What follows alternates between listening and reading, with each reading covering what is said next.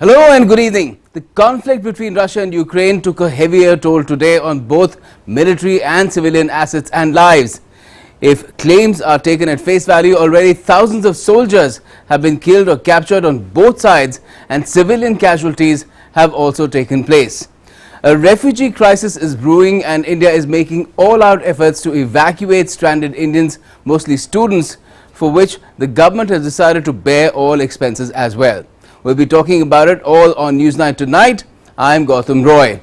Topmost talking point will also be whether there is a chance of an early end to the fighting, with both Ukraine and Russia making conditional offers for talks. But first, our headlines. Ukraine's Volodymyr Zelensky urges the West to act faster and tougher against Russia, calls on Russian President Vladimir Putin to start talks. Russian Foreign Minister Lavrov says Moscow wants Ukrainian people to be independent. The Kremlin says it's ready for talks if Ukraine lays down arms.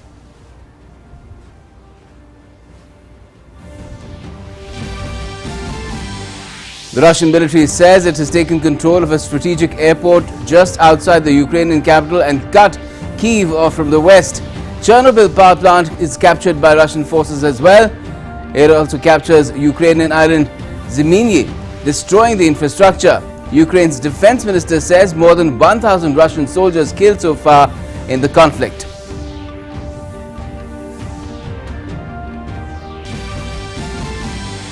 As the death toll rises in Ukraine, UN chief says the protection of civilians must be priority number one. International humanitarian and human rights law must be upheld. UN Refugee Agency says invasion could drive 5 million Ukrainians to flee abroad.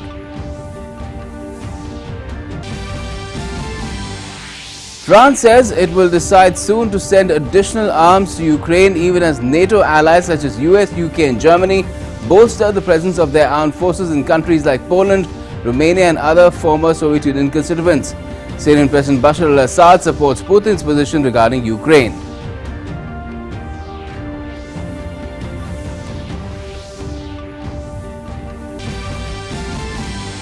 External Affairs Minister Dr. S. Jaishankar received a call from Ukrainian Foreign Minister Dmytro Kuleba shares his assessment of the current situation.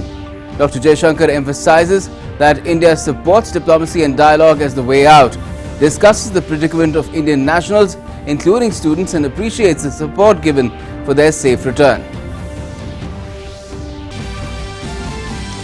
Efforts to get Indians stuck in Ukraine out of the conflict intensify. The External Affairs Ministry's camp office begins operations in western Ukraine's Lviv and Chernivtsi cities. More than 470 students will exit Ukraine and enter Romania through Prudne-Siret border. The Indian government will bear all expenses of the journey.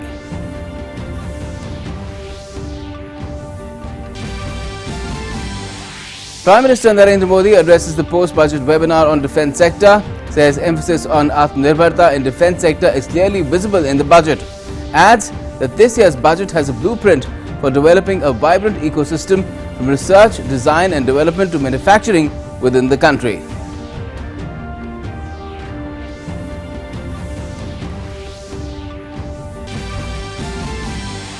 And the fighting in Ukraine leads to the shifting of the UEFA Champions League finals being now held in Paris. Decision was taken in an emergency meeting of the original venue was Russia's St. Petersburg.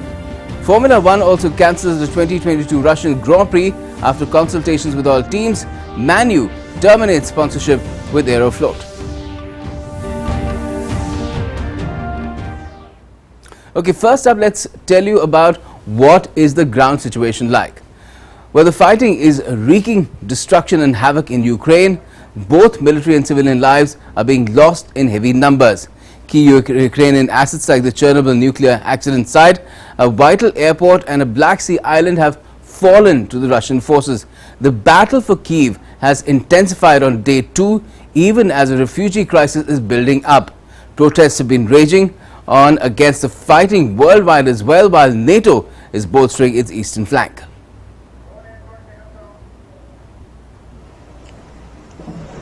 Fierce fighting raged on in different parts of Ukraine on the second day of the Russian attack on Friday. The conflict is taking a heavy toll lives by the scores, be it military or civilian. Firefighters battled at the site of a wrecked residential building in Kiev suburb following rocket attacks overnight. An aircraft downed by Ukrainian forces also crashed into a residential building in Kiev. The bombings and fightings made by thousands of Kiev residents take shelter as air raid sirens rend the air. Ukrainian President Volodymyr Zelensky urged the West to take more stringent steps against Russia to stop the bloodshed. He also reached out to Russian President Vladimir Putin to end the fighting and begin talks. I want to appeal to the President of Russian Federation again. On the whole territory of Ukraine, fighting is ongoing. Let us sit and talk to stop people being killed. And now I want to return to the Ukrainian armed forces. Stay strong. You are all we have. You are the only thing which protects our state. Glory to Ukraine.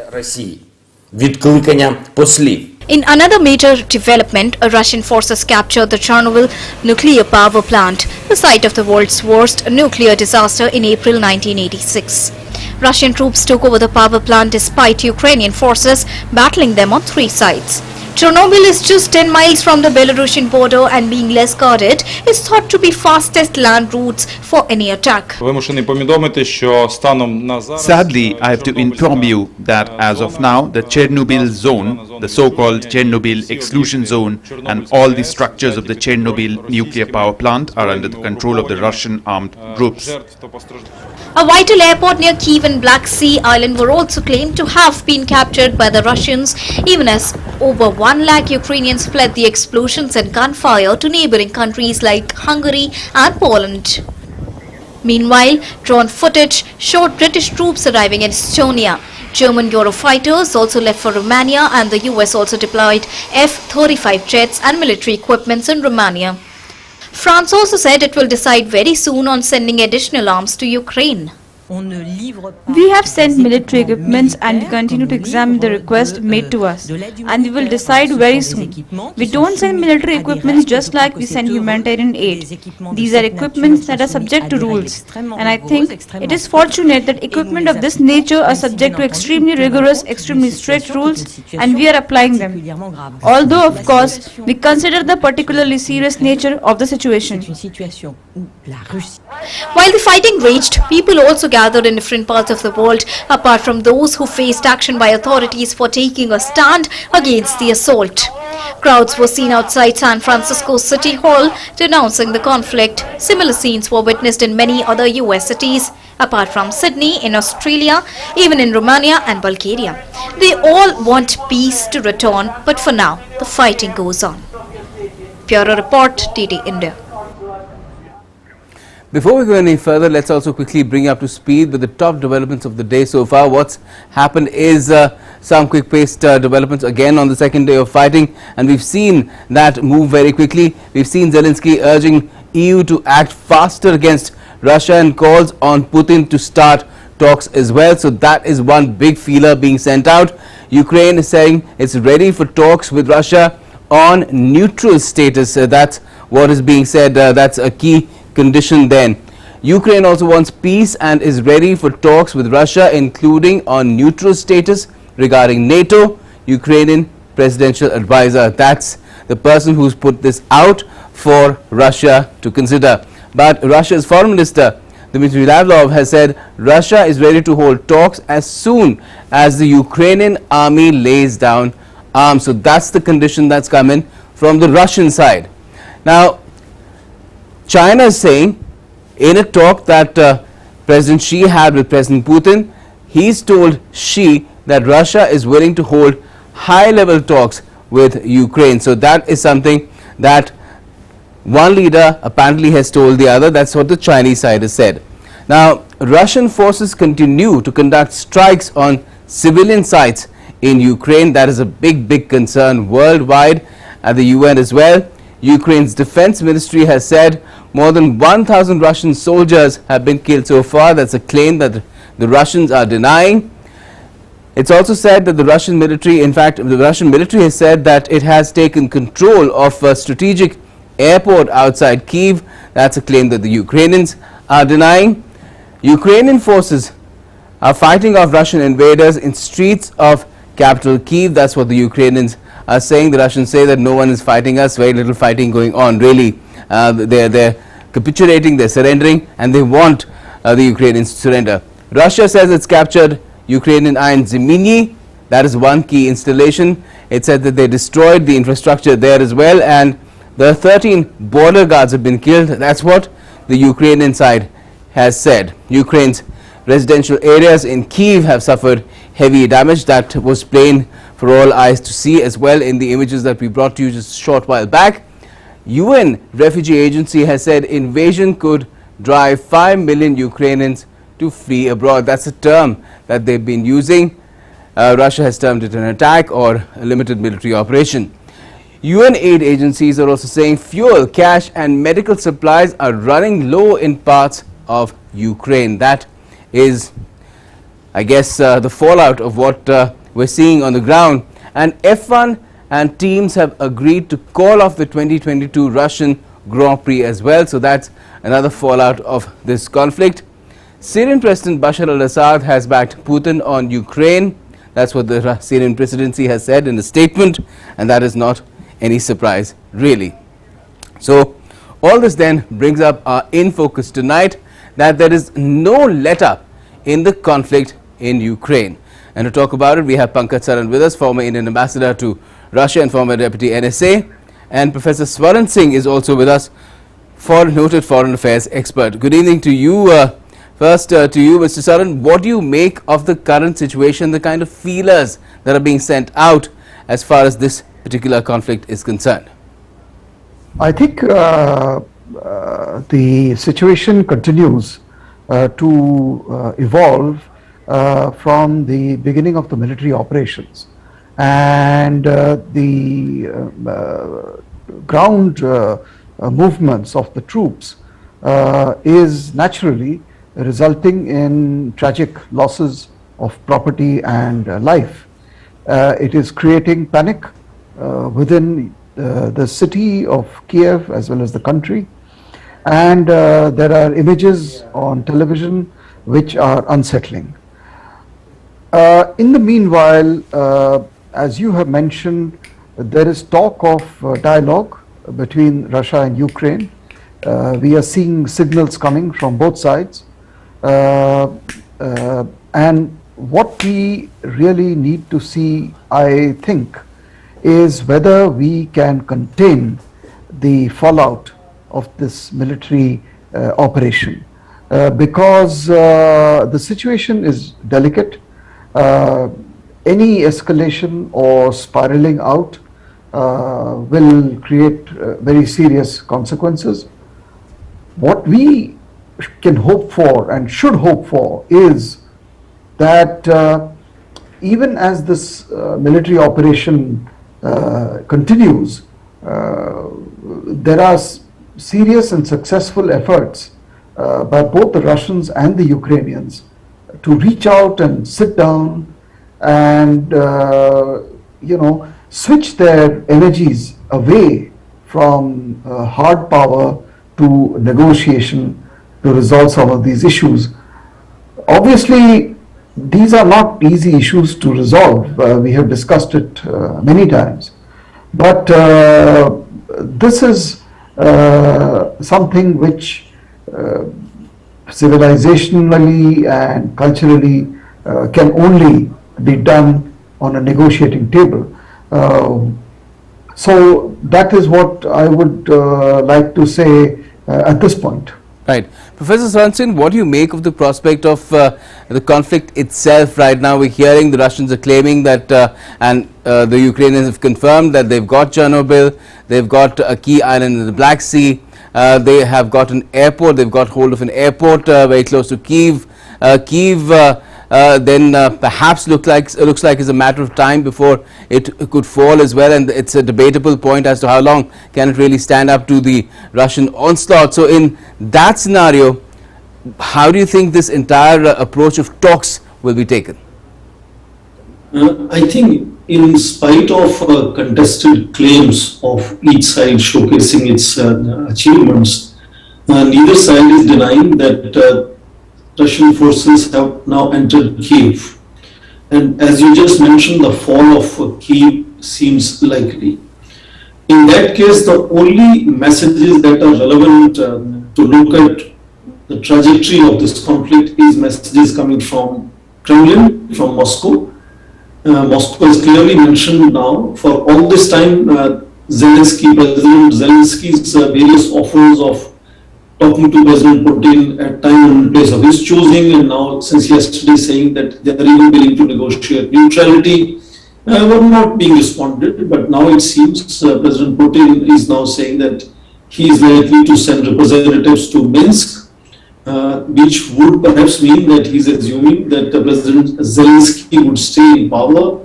But more lately, last several hours, President Putin has also been urging Ukrainian military to take on power, take over power, and then of course surrender to Russian forces. And we are now waiting. In about 6 to 7 hours from here, we will have a UN Security Council meeting together, discussing this issue. We are not sure if by that time the fall of Kiev would have happened. And if that happens, then of course Russia could simply put an end to the entire discussion in UN Security Council in terms of the current crisis by saying they declare unilateral ceasefire. If that operation has not yet been completed, then of course Russia will clearly veto that resolution. But all these countries will be carefully watched, and India is under pressure increasingly from both United States and Russia to take their side in the UN Security Council meeting.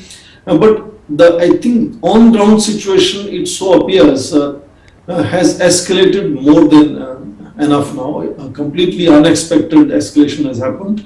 I personally don't see any further escalation because it would not serve any purpose. If the fall of Kiev has happened, Russian forces have sort of captured it. I don't see anything else to be achieved. The only, in just 10 seconds, the only other force which is emerging and could circumscribe Russia's response is both within Russia, several cities are having protests, and several major cities around the world are now beginning to have these protests. Western, I think this whole talk of sanctions is not something that has delivered so far. But we'll talk about that. We'll talk about that further, Professor Singh. I'll just ask you to bear with me and bear with us for a bit longer, because that's what we were coming to. In fact, what has happened is that more sanctions have been rolled out against Russia today, and we've seen different countries announcing a different set of sanctions. EU, of course, has come out with tougher sanctions. There's New Zealand, there's Australia, there's others as well. Of course, overnight we saw Joe Biden also coming out with some of his tougher sanctions, as he termed them, but he did not go to triggering of banning Russia from SWIFT, which was what was thought to be would be the most effective weapon, really, because there is no consensus, it seems, among NATO partners itself. Zelensky, Ukraine calling that SWIFT should be invoked, and even tougher, perhaps even boots should be put on the ground in Ukraine to back his forces up. But for the time being, all that NATO is doing is bolstering, like I've been saying, its eastern flank. World leaders quickly slapped heavy sanctions on the Russian economy after its attack on Ukraine. The United States, European Union and other Western allies announced a round of punitive measures against Russia. EU leaders responded with a massive package of sanctions, including in the financial, energy and transport sectors. It is built on 5 pillars that includes, and the first stands for the financial sector, second includes the energy sector, the third is the transport sector, the fourth are export controls and the ban of exporting finance and visa policy. First, this package includes financial sanctions that cut Russia's access to the most important capital markets. We're now targeting 70% of the Russian banking market, but also key state-owned companies, including the field of defense.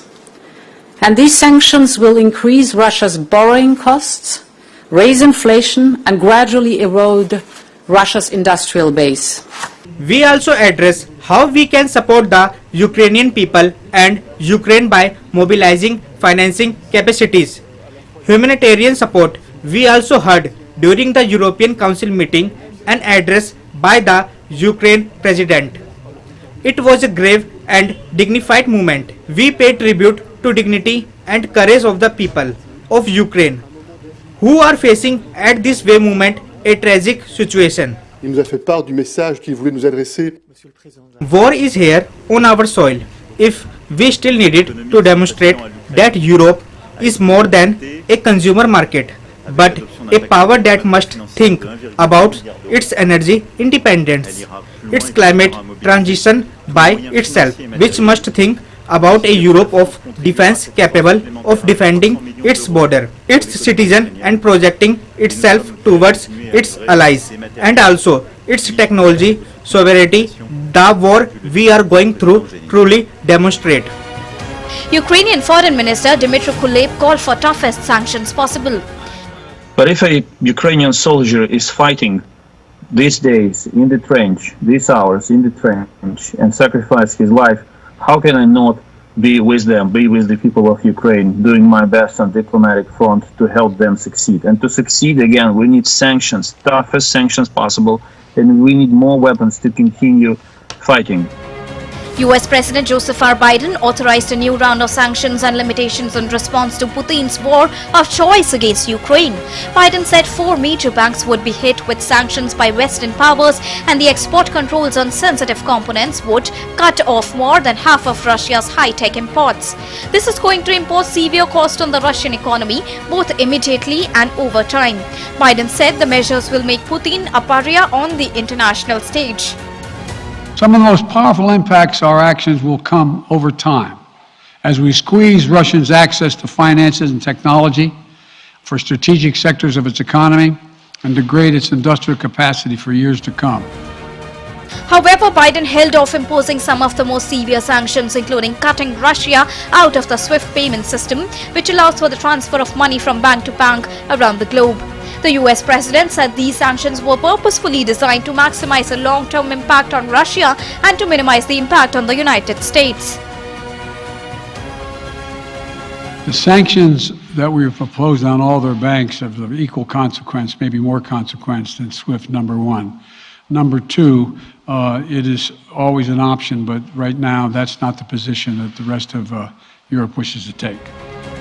British Prime Minister Boris Johnson also announced financial restrictions and export controls. British Prime Minister Boris Johnson on Thursday announced sanctions on over 100 Russian individuals and entities after Moscow launched an all-out invasion of Ukraine by land, air and sea. In addition, Britain also prohibits Russia's flagship airline Aeroflot from landing at British airports.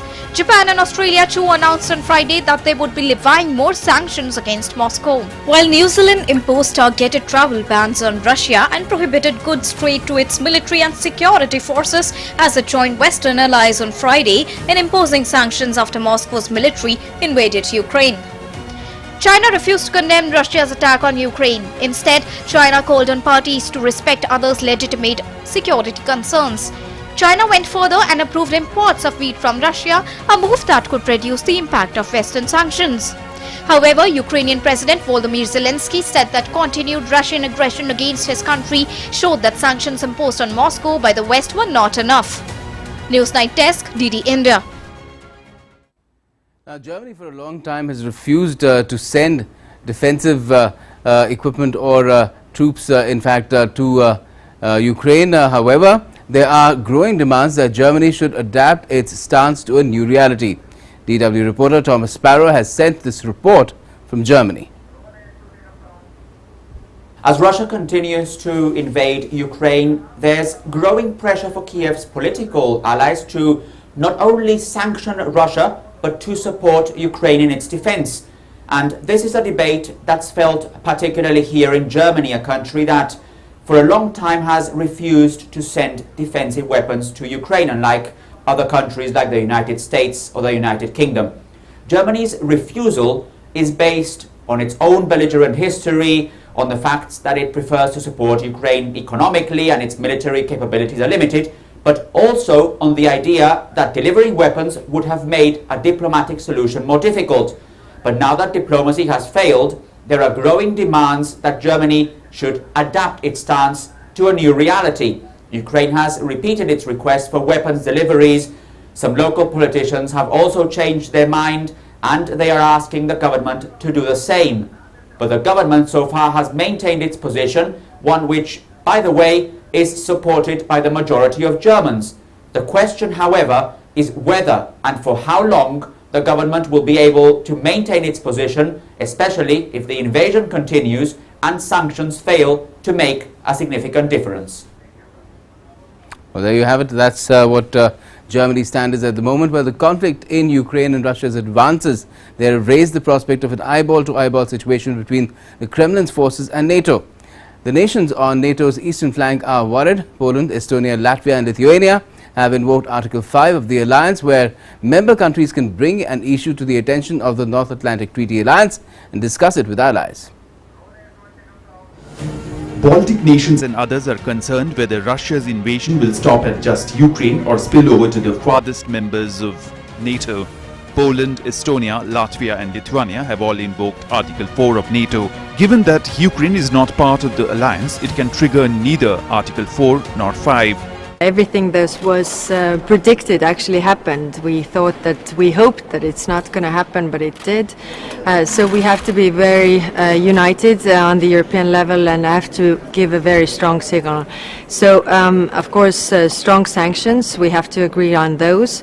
It has two effects. One is the deterring effect, but the other effect is punishing.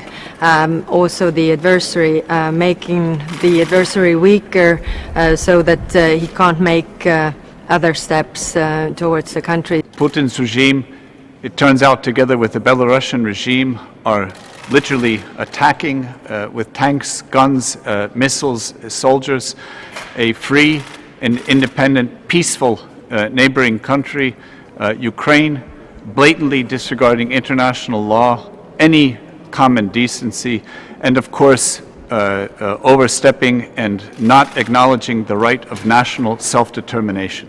So what is Article 4? Under Article 4 of NATO's founding treaty, member countries can bring an issue to the attention of the North Atlantic and discuss it with allies. Consultation reinforces NATO's political dimension by giving members the opportunity to voice opinions and official positions. It also gives NATO an active role in preventive diplomacy by providing the means to help avoid military conflict. In Article 4 of NATO's founding treaty, members can bring any issue of concern, especially related to the security of a member country, to the table for discussion within the North Atlantic Council.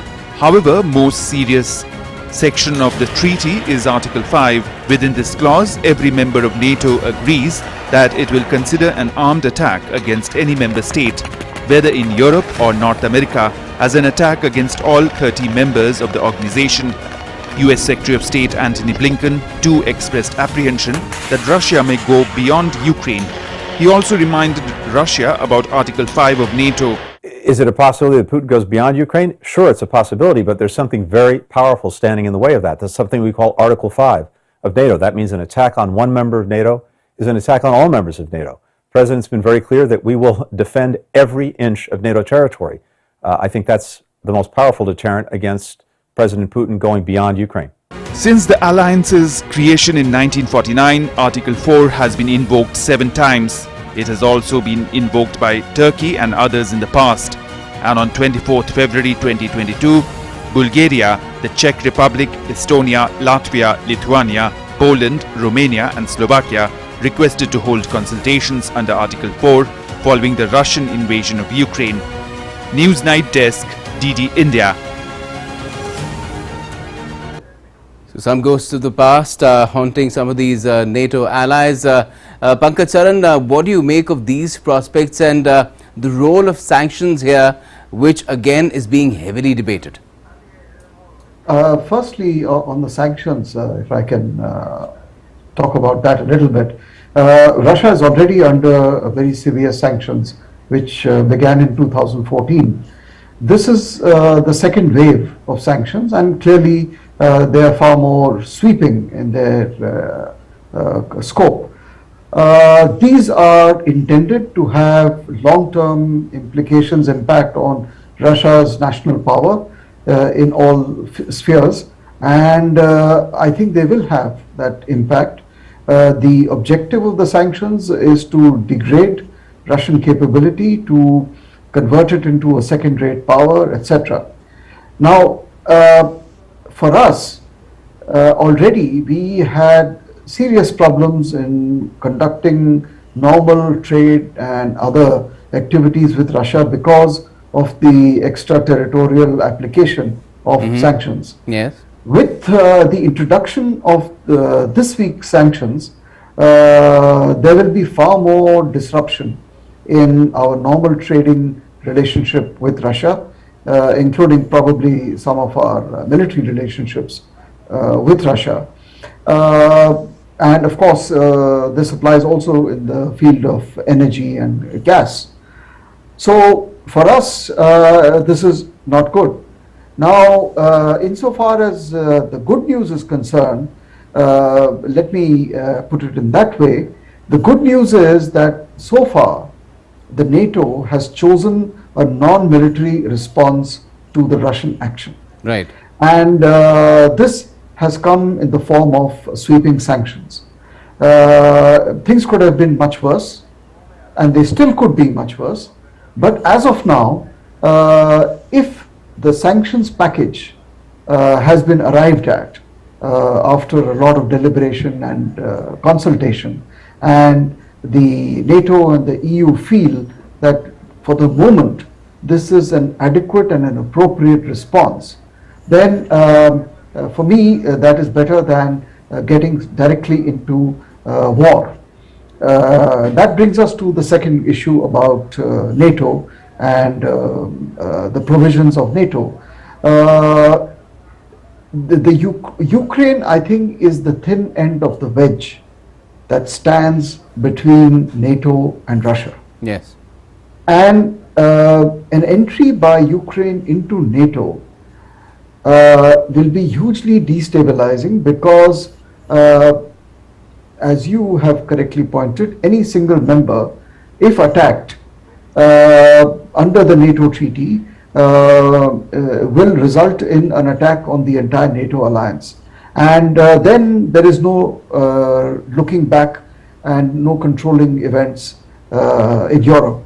So the question of Ukraine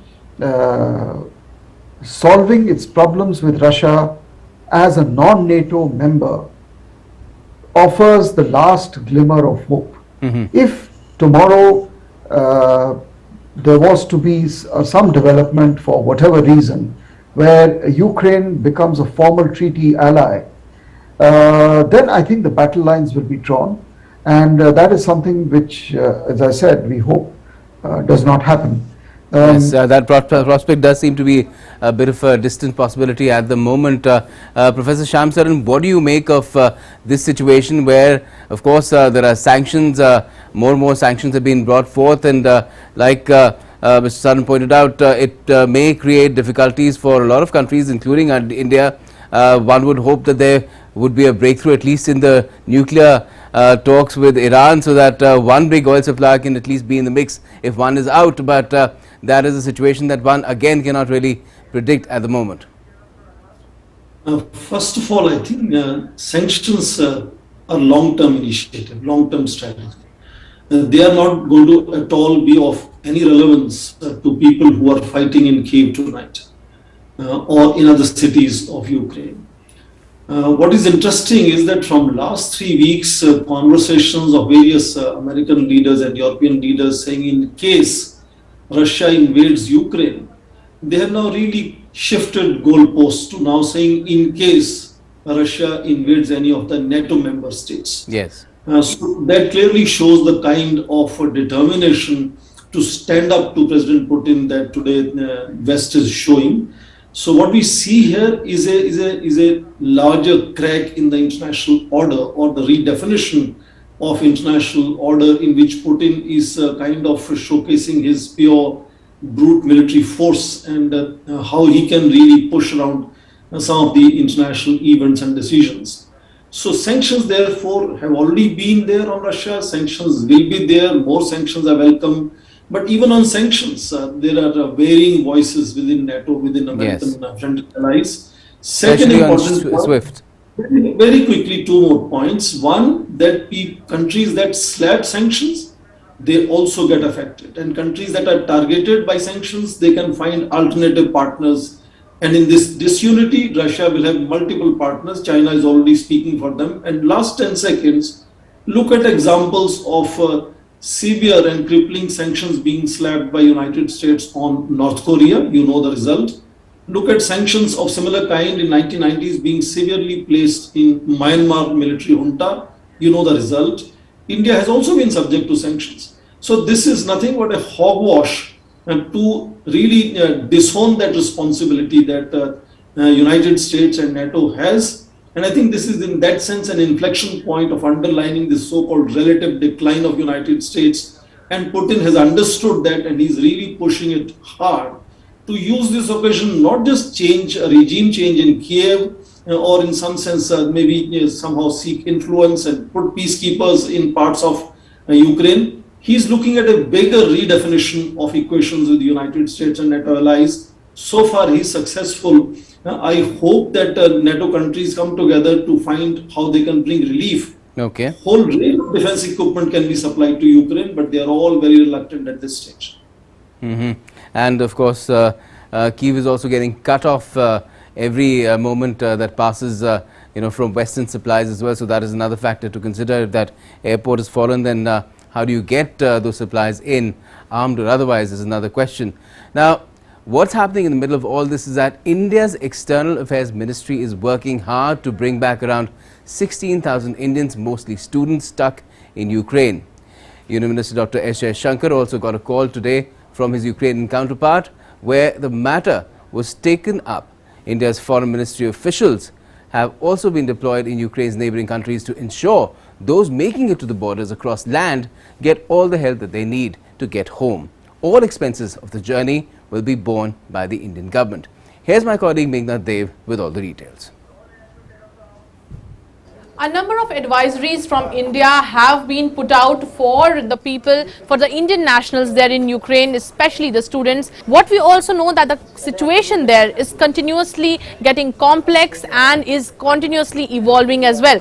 But looking at the advisories that have been issued by the Embassy of India in Kyiv, it has been said that the government of India and the Embassy of India are working to establish evacuation routes from Romania and Hungary. So keeping in mind that these are the neighboring countries that share border with Ukraine, it has been advised that the Indian nationals, especially the Indian students who are living closest to these borders, these students have been advised to depart first. They have been advised to print out an Indian flag and paste it on their vehicles and buses while they are traveling. The Indian officials have set up camp offices. There are names of the officials as well as their phone numbers have been given in this advisory for Indians in Ukraine who are desiring to be evacuated via Poland, and it has been said that these people who want to evacuate via Poland should register their details in a Google form, the link to which is also given in the advisory. Their requests will be processed and they will be accommodated in the repatriation flight which is shortly going to be arranged by the Indian government. Another advisory from the Embassy of India in Hungary, it has been clearly stated in this advisory as well that the Embassy of India in Budapest is in contact with the government of Hungary for evacuation through the Kipsa-Zauni border, and the people who have been stuck in Ukraine who wish to cross through the Kipsa border have been requested to also fill a Google form. Camp offices that are being set in Lviv in Ukraine, and as soon as these makeshift offices, or you can say the camp offices will be set up, it will facilitate the movement of groups of Indians across the Poland-Ukraine border, which will happen via Poland. Embassy and the officials are trying to kind of designate some evacuation points to which the people who are traveling from the eastern side of Ukraine or from the capital city of Kyiv will be able to reach through those evacuation points, keeping in mind that there is a travel time of about 9 to 12 hours traveling to the western borders if a person is stuck there in the eastern borders. Control rooms are operational round the clock, helplines have been given out, and besides that, routes are also being mapped so that, you know, the students or the internationals who are there, who are traveling to the western borders, have a safe route while they travel to the western borders and reach the designated evacuation points that have been designated by the Ministry of External Affairs, by the Indian government. With camera person Rajesh Ricky, this is Meghna Dev for DD India. So that's a fairly comprehensive effort that has been launched, and it's on working day and night. Now, India's External Affairs Minister Dr. S. Jaishankar in a tweet informed that he received a call from Ukrainian Foreign Minister Dmytro Kuleba, who shared his assessment of the current situation. Dr. Jaishankar emphasized that India supports diplomacy and dialogue as the way out, and discussed the predicament of Indian nationals, including students. Dr. Jaishankar appreciated Ukrainian Foreign Minister's support for their safe return. And Ukrainian Foreign Minister in a tweet also said that a call with my Indian counterpart Dr. S. Jaishankar asked India to use all influence in its relations with Russia to force it to cease military aggression against Ukraine, urged India as a non-permanent UNSC member to support today's draft resolution on restoring peace in Ukraine.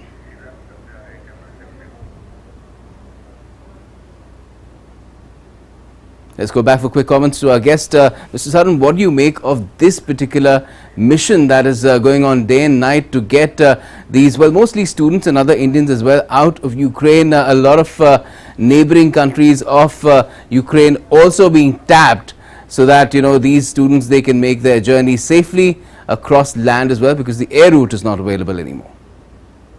I think it's extremely important to get all Indians out with safety and security, to ensure that no harm comes to them. And whatever is required in terms of evacuation, all resources must be utilized for this purpose. And it seems that this process is going on. And what we would like to see is all our sons and daughters are back home safely. There is both the possibility of evacuation through the land route as well as the air route. And I think both are being used, and we should be grateful to the Ukrainian authorities for their assistance in facilitating this return, and I hope that there will come a day when they can go back and resume their studies and their normal life. Yes, certainly. Professor Singh, what do you make of, you know, we've done this in the past as well several times, but right now again there's a huge lot of concern, there's a raging conflict on, and in the middle of that such an exercise, and the government sparing no expense, it's saying that all the costs will be borne by the government as well.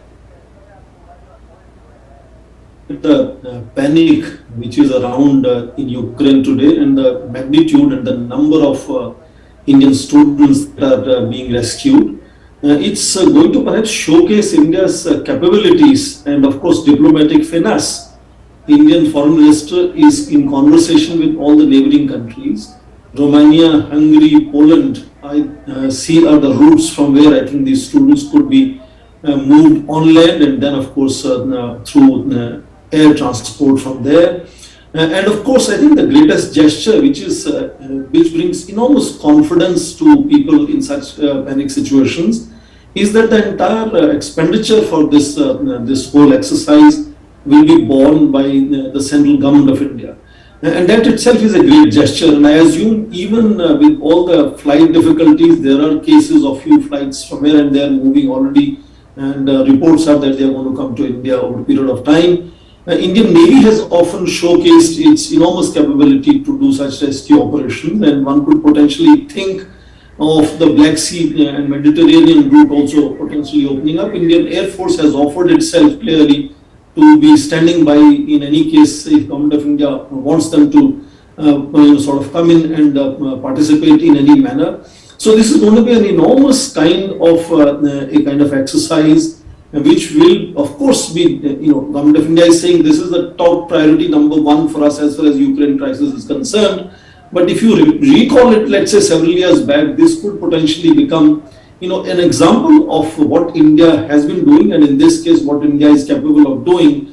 But we hope that, we don't have to really go that far. Ceasefire should be, possibility even earlier than we are thinking of. And in that sense, I think this is also an interesting case where India can, in that sense, do several other things. India is already working on students continuing with their online classes even when they are moving back to India. India is working with all the universities. So that, I think, is a very good example how a country really cares for its citizens abroad, and how in times of difficulty India has the capability, intention and wherewithal, and of course the diplomatic equations to ensure that their safety and security is ensured.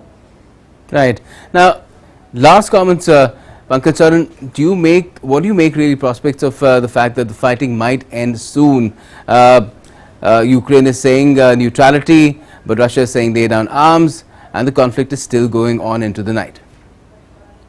This is a very difficult question to answer, which way this is going to go. There are so many variables which we are not in control of, and so much information that we are not aware of. The problem which I face is that the information that we are getting is from the two parties concerned to the conflict, and by definition, when the only source of information you receive is from the parties to the conflict, then you have to take into account the fact that it may not be 100% objective and accurate. Yes. So, and this is true not just for what we are seeing in this conflict, but for example, whether it is any other conflict in the world, such as, say, for example, a conflict between Israel and Palestine, or between North Yemen and South Yemen. I mean, these are conflicts which generate their own narratives, because the fight goes beyond military weaponry. It reaches the airwaves, the television channels, the narratives, etc. As an Indian, I would only hope that the parties are able to find a negotiated diplomatic solution which they find acceptable to respond to their core national interests. Otherwise, neither Ukraine is going anywhere, nor is Russia going anywhere. They have to live together now and in perpetuity. We, as an Indian, as India, where we have pressing other domestic preoccupations and responsibilities and ambitions, we would not like to see the recurrent flare-up of this conflict in Europe, because of the simple fact that what happens in Europe does not stay in Europe. It affects the whole world. So all that we can hope for is that the parties are able to find some solution, some modus vivendi, because when you take absolutist positions on both sides, you will never actually be able to arrive at a satisfactory solution. Right. And I hope this is where both sides strive for. What we are seeing right now is I think a step in that direction. Okay. The only thing is we just need to make sure that it does not degrade further in terms of casualties, in terms of the conflict, in terms of hard power.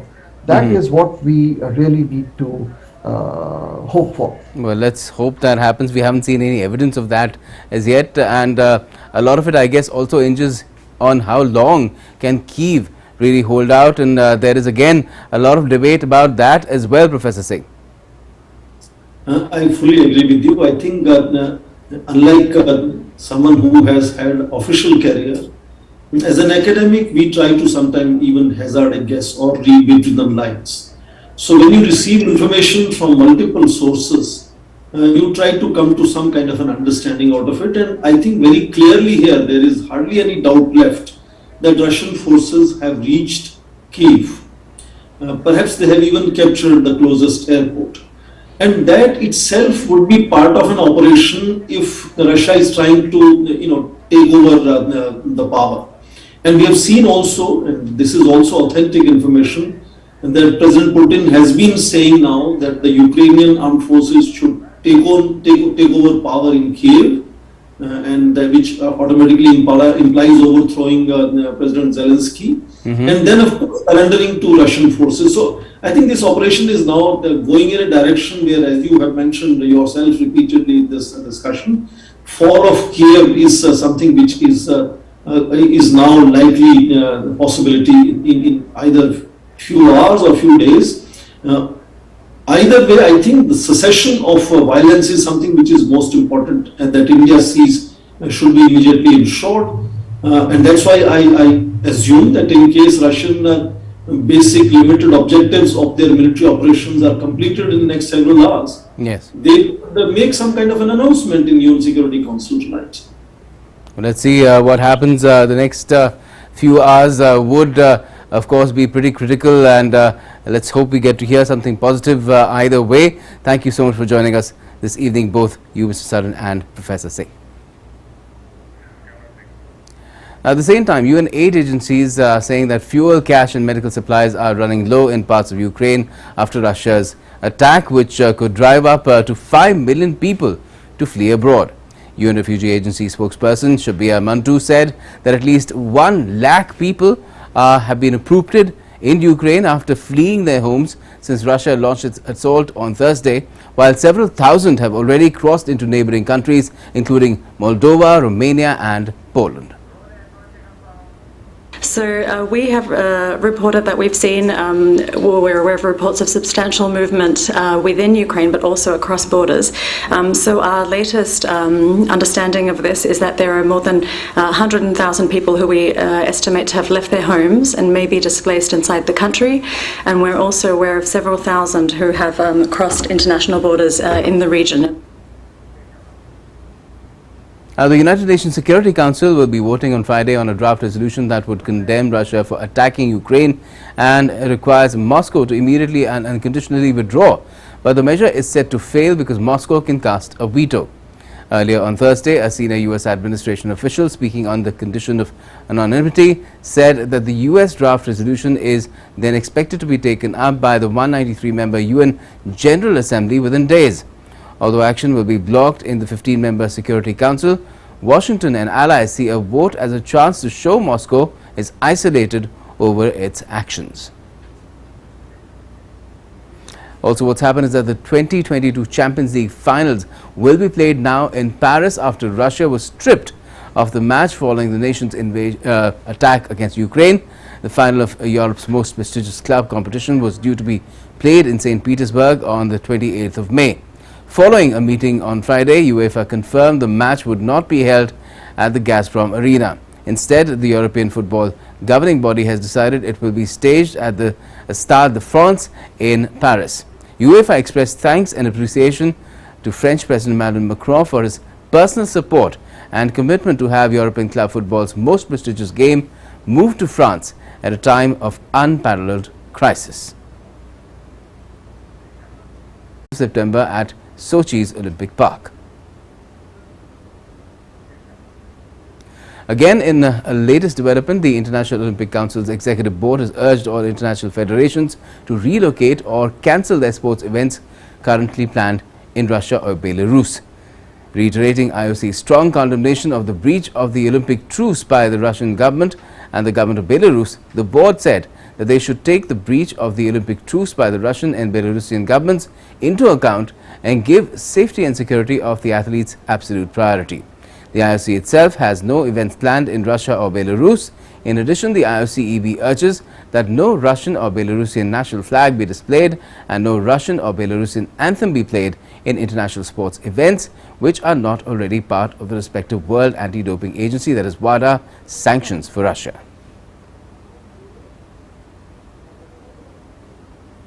In more sports-related news, ending 10-year partnership deal, a year early, football club Manchester United cancelled £40 million sponsorship deal with Russian state-owned airline Aeroflot after the country declared attack on Ukraine. The move is in response to Russia's attack on Ukraine and comes after United flew to Madrid on Tuesday with Titan Airways. The team had a long-standing commercial agreement, having first linked up with the Russian company in 2013. In addition to flying the United Stars all over the world, Aeroflot also provided the club with travel and logistical advice. And back home, Prime Minister Narendra Modi addressed a post-budget webinar today titled Aatmnirbharta in Defence Call to Action on the announcements made in the budget. At the event, the Prime Minister mentioned that this year's budget has a blueprint for developing a vibrant ecosystem from research, design and development to manufacturing within the country. He added that about 70% of the defence budget has been kept for domestic industry alone. इस साल के budget में देश के भीतर ही research, design और development से लेकर मैन्युफैक्चरिंग तक का एक वाइब्रेंट इकोसिस्टम विकसित करने का ब्लूप्रिंट है। रक्षा बजट में लगभग 70% सिर्फ डोमेस्टिक इंडस्ट्री के लिए रखा गया है। डिफेंस मिनिस्ट्री अब तक 200 से भी ज्यादा डिफेंस प्लेटफॉर्म्स और इक्विपमेंट की पॉजिटिव इंडिजनाइजेशन लिस्ट जारी कर चुकी है। And the PM also said that Aatmnirbharta and Make in India can help the defence sector in becoming self-reliant. आज के वेबिनार की थीम आत्मनिर्भर in defence call to action देश के इरादों को स्पष्ट करती है। बीते कुछ वर्षों से भारत अपने डिफेंस सेक्टर में जिस आत्मनिर्भरता पर बल दे रहा है उसका कमिटमेंट आपको इस वर्ष के बजट में भी दिखेगा।